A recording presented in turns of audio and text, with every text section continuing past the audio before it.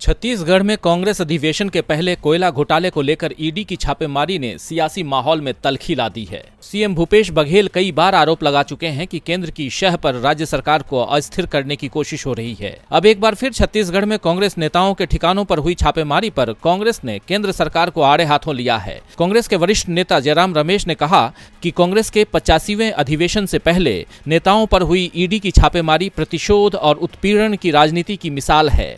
कांग्रेस नेता पवन खेड़ा ने बताया कि 2004 से लेकर 2014 के बीच यूपीए की सरकार के दौरान ईडी ने 112 बार छापेमारी की, जबकि पिछले 8 साल के दौरान 3010 बार छापेमारी की है। पवन खेड़ा ने कहा है कि सिर्फ राजनीतिक दलों की बात करें तो 95% छापे केवल विपक्ष के नेताओं पर मारे गए हैं। उन्होंने कहा कि नेशनल हेराल्ड मामले में राहुल गांधी, सोनिया गांधी और मल्लिकार्जुन खड़गे से पूछताछ की गई। अब हमारा अधिवेशन होने वाला है तो छत्तीसगढ़ में छापेमारी शुरू हो गई है। पवन खेड़ा ने कहा कि ईडी का मतलब इलिमिनेटिंग डेमोक्रेसी यानी लोकतंत्र को खत्म करना है। उन्होंने कहा कि केंद्र सरकार ने परिभाषाएं और परंपराएं बदल दी हैं। कांग्रेस नेता पवन खेड़ा ने 2014 से विपक्षी पार्टियों पर हुई ईडी की छापेमारी के आंकड़े रखते हुए कहा कि कांग्रेस पर 24, टीएमसी पर 19, एनसीपी पर 11, शिवसेना पर 8, डीएमके पर 6, आरजेडी पर 5, बीएसपी पर 5, पीडीपी पर 5, आईएनएलडी पर 3, वाईएसआर-सीपी पर 2, सीपीएम पर 2, नेशनल कॉन्फ्रेंस पर 2, पीडीपी पर 2, एमएसएन पर 1 और एसबीएसपी पर 1 बार छापेमारी की गई है। पवन खेड़ा ने बीजेपी को एक तरह से चेतावनी देते हुए कहा कि हमारी शराफत को हमारी कमजोरी मत मानो।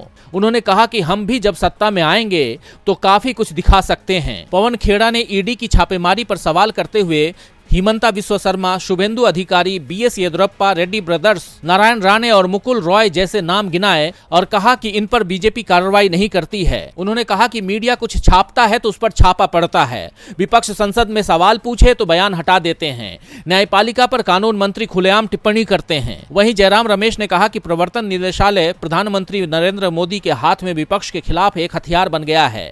उन्होंने कहा कि ईडी निष्पक्ष तरीके से काम नहीं कर रहा है। वहीं कांग्रेस अध्यक्ष मल्लिकार्जुन खड़गे ने कहा कि पिछले 9 सालों में ईडी ने जो रेड की हैं, उसमें 95% विपक्षी नेता हैं और सबसे ज्यादा कांग्रेस नेताओं के खिलाफ हैं। उन्होंने कहा कि रायपुर में कांग्रेस महाधिवेशन के पहले मोदी सरकार की ओर से ईडी का दुरुपयोग कर छत्तीसगढ़ के हमारे कांग्रेस नेताओं पर छापा मारना बीजेपी की कायरता को दर्शाता है। कांग्रेस नेताओं के इन तेवर को देखकर कहा जा सकता है कि ईडी की कार्रवाई से कांग्रेस चुप रहने की जगह पूरी तरह आक्रामक हो गई है और बीजेपी को बैकफुट पर धकेलने के लिए तैयार है।